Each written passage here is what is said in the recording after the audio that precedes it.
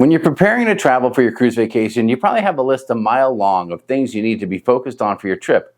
Where does safety rank on that list? Do you even think much about it? Does it play a part when you're making your decision where to go or what to do on your cruise vacation? One of the hottest topics in cruising right now are the travel advisories that the U.S. government has put into effect for a number of popular cruise destinations.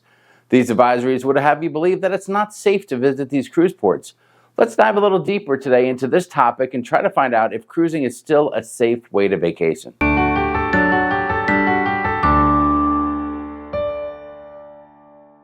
Hi everyone, I'm Jamie from Sharon at Sea Travel. Thanks for joining me today. The U.S. government currently has travel advisories in effect for over 200 countries across the globe. This is nothing new. These advisories have been in effect for quite a while, since early 2018 when the newest version of the travel advisories kicked in. These advisories go from a level 1 to a level 4. Level 1 advisory simply states to exercise normal precautions when traveling to that destination. Level 2 states to exercise increased caution and be aware of heightened risks to safety and security.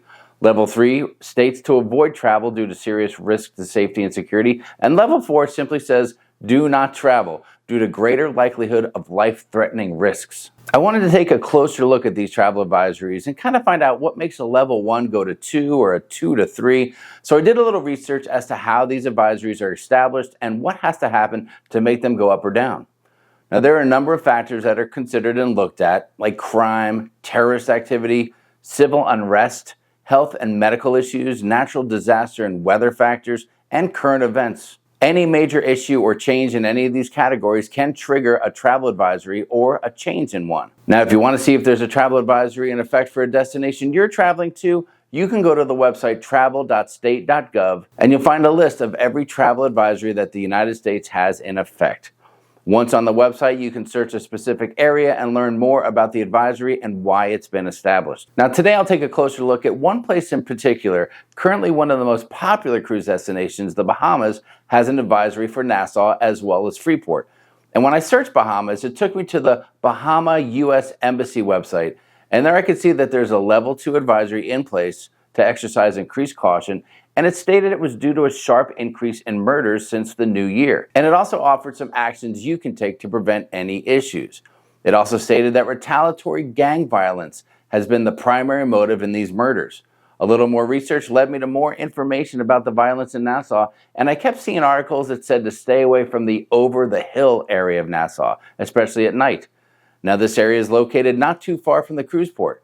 The area is south of Shirley Street, which is about 2 blocks south of the main strip there in Nassau, will take you towards a ridge that borders the downtown Nassau area. You could certainly walk there, but I'm not sure there would be much reason to visit there during your stop on a cruise.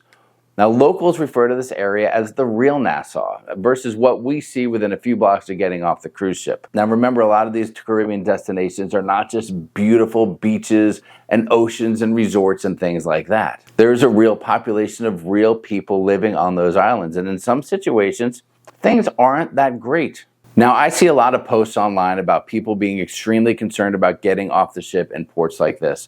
They just see the headline and the travel advisory and they make the decision to stay on the ship out of concerns for their safety. The point that I'm making is that with a little bit of effort and research, I found out a lot of the details regarding the Nassau travel advisory. So now when I visit this cruise port, even though there's a level 2 advisory, which has been in effect for quite a long time actually, I'm very comfortable taking my family off the ship because I am aware of the risks that created the current advisory in the first place. Now listen, don't get me wrong, I'm aware that bad things can happen anytime, anywhere to anyone. But I'm also of the belief and the mindset that bad decisions will often lead to those bad things. So in the case of Nassau, I feel like as long as I'm not involved in any gang-related activity after dark, a few blocks south of the cruise port, my risks and my family's risks are as minimized as they're going to be when we get off the ship there. I also believe that in many cases, these advisories are more meant for travel to an area that would include multi-night stays, maybe at a hotel or resort, as opposed to just a 6-hour day in a heavily populated tourist area.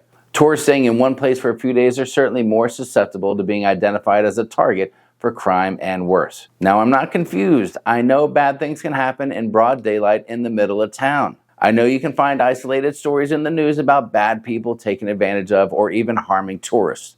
But in most cases, you have to look pretty hard for those stories if you're trying to make a case that a cruise port in general is dangerous and should not be visited. Now, I live in Arizona, about 20 minutes west of downtown Phoenix, and I certainly wouldn't want my family wandering the streets of Phoenix alone after dark. And if you ask me, I personally feel that cruising to these Caribbean ports with advisories is really not much different than visiting large U.S. cities when you're unfamiliar with the environment. I mean, I'm not going to be walking the streets of New York City without a reason and the knowledge of where I'm going, just like I wouldn't do that in a cruise port. And on a side note, if you didn't know, there are a number of countries that have some form of travel advisory in effect for their residents when they visit the U.S. So I guess we're not that perfect either. Now, some of these destinations are actually pushing back against the current U.S. travel advisories. Jamaica is under level 3 advisory, and it has been for years, but the Board of Tourism in Jamaica has stated that the crime rate against tourists makes up only 0.1% of reported incidents, and that Jamaica continues to be one of the most visited places in the world, seeing over 4 million visitors last year, 3 million of them coming from the United States. The Bahamas are trying to make a similar argument, although maybe right now it's not going as well. I'm sure many of you have heard about the incident occurring recently in Freeport, where the 2 moms from Kentucky stated they were drugged and assaulted at a popular beach destination, the Pirates Cove Zipline and Water Park. Now, details are still coming out with that case, and we can all agree that no traveler should ever have to endure something like that. But I think we can also agree that these things unfortunately do happen, and they can happen at a tropical destination or right down the street from your home. Now, here are some of the current cruise destinations with travel advisories. Level 1 advisories are in effect for Aruba, Barbados, the Cayman Islands, St. Kitts, St. Lucia, and the French West Indies, which includes French St. Martin. Here are some of the level 2 advisory: the Bahamas, Belize, Costa Rica, Dominican Republic, and the Turks and Caicos Islands. And who has the number 3 level? Jamaica, like I mentioned, and also Honduras.